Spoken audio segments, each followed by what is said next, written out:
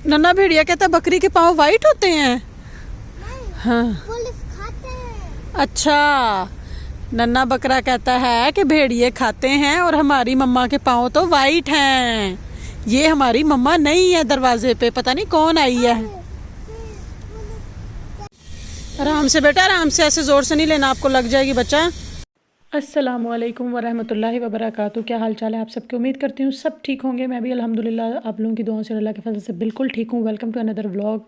जिस किसी ने अभी तक चैनल को सब्सक्राइब नहीं किया यार, सबसे पहले चैनल को सब्सक्राइब करो, जल्दी जल्दी 1000 फॉलोवर करा दो यार, बस करो। कितनी वीडियोस मैंने अपलोड कर दी है, 172 173 आप लोगों के लिए मैं डेली वीडियो अपलोड करती हूँ, एक्सेप्ट संडे, क्योंकि संडे को मैं छुट्टी करती हूँ। संडे को मैं चाहती हूँ कि बस आराम हो, कोई काम ना हो। लोगों के आप मिलियन ट्रिलियन करा रहे हैं यार, हमारे 1000 ही आप करा सकते हैं फॉलोवर। तो जल्दी जल्दी चैनल को सब्सक्राइब कर दें, आप लोगों की मेहरबानी होगी। और वीडियो को लाइक किया करें, शेयर किया करें, कमेंट किया करें। जो लोग फेसबुक से वीडियो देख रहे हैं फ्री में ना देखा करें, पेज को फॉलो किया करें और लाइक किया करें। ये देखें जी, ये जो है वो फ्राइडे की वीडियो है। मैं अपने बेटे को स्कूल से लेकर आई थी और ये स्कूल से उसे ये मिला है। मैं उसे पूछा क्या कह रहा है, ये जो है वो घर है, लेकिन उसे कुछ कुछ ऑब्वियस है, इटालियन समझ आती है, कुछ कुछ नहीं, दादा दादी का घर है। फिर मैंने इसको सारा जो है वो ओपन किया, देखा। एक तो इसके ऊपर इतना ग्लिटर लगाया हुआ था कि मेरे सारे कपड़ों को चिपकी जा रहा था। इसके ऊपर जिन्होंने ये पूरा बनाया हुआ था ग्रैंड पेरेंट्स घर, वो आपके नाना नानी हो सकते हैं, दादा दादी हो सकते हैं। अंदर ये एक जो है उन्होंने इस तरह रिबन से टाई करके दिया था। इसके ऊपर पूरा वो लिखा हुआ था कि जी दादा दादी का जो घर है वो बहुत अच्छा होता है, वो जॉयनेस होती है, वहाँ कडल होता है, मतलब हंसी मजाक, खेलना कूदना सब कुछ होता है। दादा दादी का घर हो या नाना नानी का घर हो, वहाँ प्यार होता है। नाना नानी दादा दादी की किसेस होती हैं। तो ये मतलब बच्चों को एक उन्होंने मॉरल लेसन दिया है कि दादा दादी और नाना नानी का घर बहुत अच्छा होता है। यूरोप में आपके पास जो है ना ये इस तरह का लेसन मिलना बहुत बड़ी बात होती है कि यहाँ पे ऑब्वियस है इस तरह एक्सटेंडेड फैमिली सिस्टम नहीं है, हर इंसान इंडिपेंडेंट है, वो मैरिड वाला सिस्टम या बच्चों वाला सिस्टम है नहीं यहाँ पे। तो वो भी स्लाइड व्लाइड ले रहा था, तो मैं उसका जो है ना ये सारा ट्रांसलेट करके उसको बता रही थी कि इसका क्या मतलब है। ला कासा दी नोनी, कि ग्रैंड पेरेंट का घर है वो बहुत प्यारा घर है, वो बहुत अच्छा घर है, वहाँ पे जो है वो प्यार मिलता है, आपको बहुत सारी चीज़ें मिलती हैं, बहुत सारे गिफ्ट मिलते हैं। तो ये पूरा जो है ना उसके बारे में था। तो मैं उसको समझा रही थी कि टीचर ने आज आपको क्लास में बताया। तो फिर उसको जो कुछ कुछ जो याद थी चीज़ें वो उसने मुझे बताया कि हाँ ना ना ना, क्योंकि मेरे जो हैं वो क्या कहते हैं, मेरे बेटा जो है वो अपने ददियाल में जब रहा था तब मेरा बेटा पैदा नहीं हुआ था। मतलब जब मैं अपने ससुराल वालों के साथ थी तो मेरा बेटा उस वक्त पैदा नहीं हुआ था। फिर मेरे ससुराल वाले बाहर शिफ्ट हो गए तो मैं अपनी मदर की तरफ आ गई, तो मेरे बेटे ने नाना नानी का ही ज़्यादा प्यार देखा, दादा दादी का भी देखा लेकिन उस तरह से नहीं देखा। तो उसे पता है कि जी ये जो चीज़ें हैं ना ये आज अगर स्कूल में बताई हैं दादा दादी और नाना नानी के बारे में तो बहुत इंटरेस्टिंग है। खैर जी, स्कूल से लेकर उसे मैं सीधा पार्क आती हूँ कि फ़िज़िकल एक्टिविटी भी होनी चाहिए, क्योंकि स्कूल में भी 4 घंटे बैठे रहना चेयर पे, कोई ग्राउंड नहीं है, कहीं खेलना वेलना नहीं, क्लास के अंदर ही टीचर खिलाती हैं। वो मुझे बताता है क्या स्टोरी सुनाई है, कार्टून दिखाए हैं, ब्लॉग से खिलाया है, मतलब भाग दौड़ वाला काम नहीं है। तो फिर पार्क में आकर वो स्लाइड लेता है, स्विंग लेता है, जो भी उसे खेलना मैं उसके साथ खेलती हूँ। तो खैर जी, बहुत सारे लोगों का जो है ना वो ये कंसर्न होता है जब वो इटली से डॉक्यूमेंट्स ले लेते हैं या पेपर ले लेते हैं, या जब बाहर इटली वीज़ा पे आते हैं और जब यहाँ के डॉक्यूमेंट्स क्लियर हो जाते हैं कि अब हम जो है वो किस कंट्री जो है वो मूव ऑन कर सकते हैं। यूरोप में सबसे बेस्ट कंट्री कौन सा है लिविंग के हिसाब से, फाइनेंशली उसकी इकोनॉमी क्या है, वहाँ पे जो फैसिलिटीज़ हैं वो किस तरह से मिलेंगी। तो आज की वीडियो में ना मैं वो आपको बताऊँगी कि यूरोप में सबसे बेस्ट कंट्री इस टाइम कौन सा है, कौन सा स्ट्रॉन्ग है, कि कहाँ फैसिलिटीज़ ज़्यादा बेहतर है या कहाँ का इन्वायरमेंट कैसा है। फ़िलहाल मैं अपने बेटे को झूले दे रही थी, तो बच्चों की जो बातें ना वो बड़ी खूबसूरत होती हैं, मासूम होती हैं, और बच्चे ना चीज़ें भूलते नहीं हैं। उसने कोई वो पोइम सुनी है पता नहीं लैपटॉप पे कार्टून वाली, तो वो ज़रा आप सुने, कितनी अच्छी सुना रहा है मुझे। और फिर वुल्फ क्या कहता है? और वुल्फ अपने पाँव फिर वुल्फ अपने पाँव वाइट करके आता है ना। नहीं, बोरे में डालते हैं। हाँ, बोरे में, आटे वाली बोरी में डाल के अपने पाँव वाइट करके आता है दोबारा से, है ना।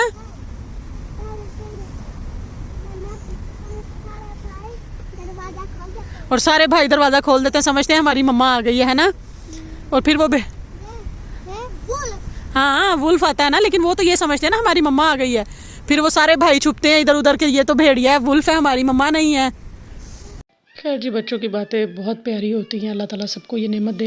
अच्छा जी, सब लोग जो आते हैं डॉक्यूमेंट्स लेते हैं इटली में। यूरोप में इस वक्त जो सबसे बेहतरीन कंट्री है ना फाइनेंशियली और इकोनॉमी के हिसाब से, वो दो कंट्री इस टाइम सबसे ऊपर हैं, जर्मनी और फ्रांस।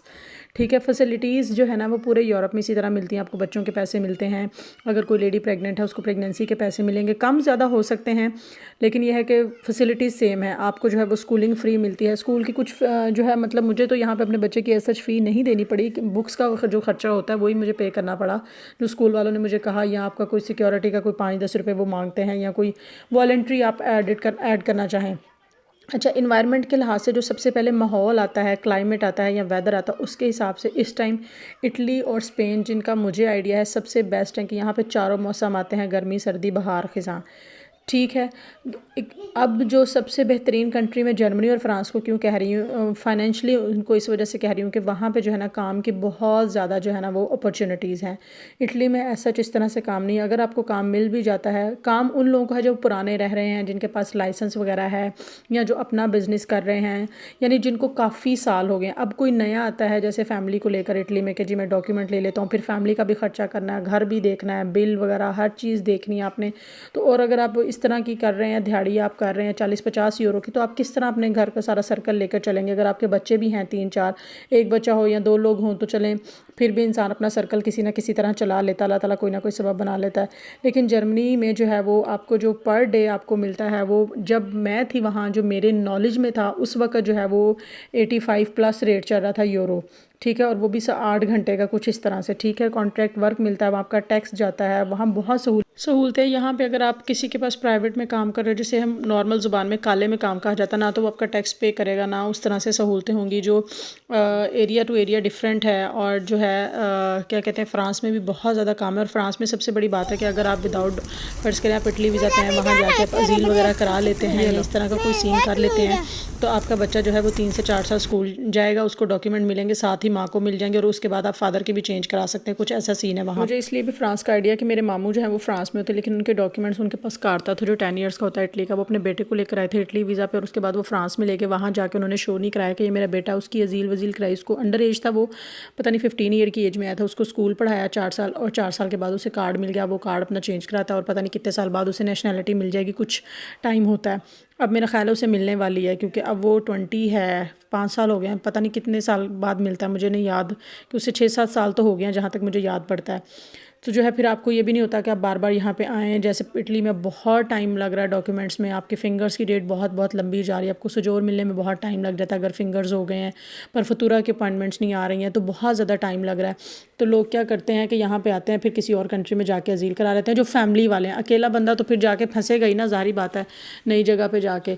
और अगर मैं मौसम का कह दिया कि इटली में सबसे बेहतरीन है, खूबसूरती जो है वो पूरे मुझे लगता है कि हर पूरा यूरोप ही हर जगह ही खूबसूरत है। और जर्मनी में और स्पेन में, स्पेन में कह रही हूँ, जर्मनी में और फ्रांस में इस टाइम जो है ना वो काम बहुत ज़्यादा, और वहाँ पे काम के जो पर आवर रेट है ना वो भी ज़्यादा है। मुझे सब लोगों ने पूछा कि आप जर्मनी से इटली क्यों आई। मैं डॉक्यूमेंट्स के लिए आई, मेरे पास जर्मनी, मेरे हस्बैंड के पास जो है वो जर्मनी का भी इस वक्त कार्ड है, लेकिन ये है कि वो हमारा वहाँ से तब तक अप्लाई नहीं कर सकते थे, क्योंकि हम सबसे पहले इटली के वीज़ा पे आए हैं। जब तक हम इटली के फर्स्ट सजोर नहीं लेते, फिर वो वहाँ जाके चेंज होगी। हाँ, अगर वो जर्मनी से डायरेक्ट अप्लाई करते, लेकिन उस वक्त उनके पास जर्मनी का कार्ड नहीं था, उस वक्त इटली का था, उनका जर्मनी का कार्ड आया नहीं था जब हमारे इटली के वीज़ा लग चुके थे, तो इसीलिए हमें इटली आना पड़ा। तो इसलिए यूरोप में इस वक्त जो तरक्की वाले, सबसे ज़्यादा तरक्की वाले कंट्री है ना, मतलब जो टॉप पे हैं, तरक्की तो सारे यूरोप में ही है, लेकिन जो रेट्स में, फैसिलिटीज़ में, हर चीज़ में आगे ना, वो जर्मनी और फ्रांस सबसे आगे हैं। रहने के लिहाज से भी बहुत बेहतर हैं। महंगाई भी वहाँ पे है, ऑब्वियस है, जिस तरह से वहाँ पे कमाई है, फिर महंगाई भी तो उसी तरह से होगी। जैसे यहाँ पे घरों के रेट आपको मिल जाते हैं, घर मिल जाते हैं आपको 500, 600, 700 यूरो में भी, वहाँ इस तरह से घर नहीं मिलता। वहाँ आप एक रूम का भी फ्लैट लेंगे तो 1000-1200 यूरो तो होगा ही होगा, वो भी थोड़ा साइड पे हट के। सिटी में लेंगे तो बहुत महंगे पड़ते हैं।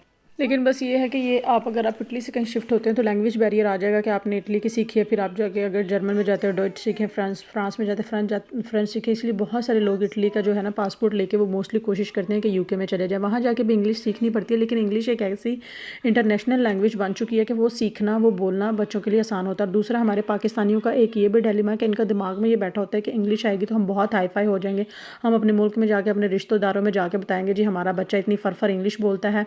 बस ये हमारे कॉन्सेप्ट बन चुका है ना। अदरवाइज़ आप अपनी सहूलत देखें कि आपके लिए कहाँ ईजी है। तो बहुत सारे लोग जो ये पूछते हैं ना कि हम इटली से शिफ्ट होना चाहते हैं तो किस कंट्री में जाएं। यूरोप में इस वक्त जो बेस्ट कंट्री है वो जर्मनी और फ्रांस है।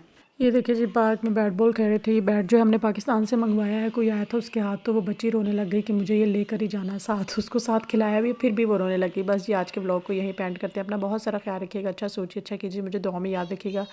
वीडियो को लाइक शेयर करें, कमेंट करें, चैनल को सब्सक्राइब करें। फेसबुक से देख रहे हैं तो पेज को फॉलो करें। अपना बहुत सारा ख्याल रखें। अल्लाह ताला सबके लिए आसानियाँ करे। अल्लाह हाफिज़।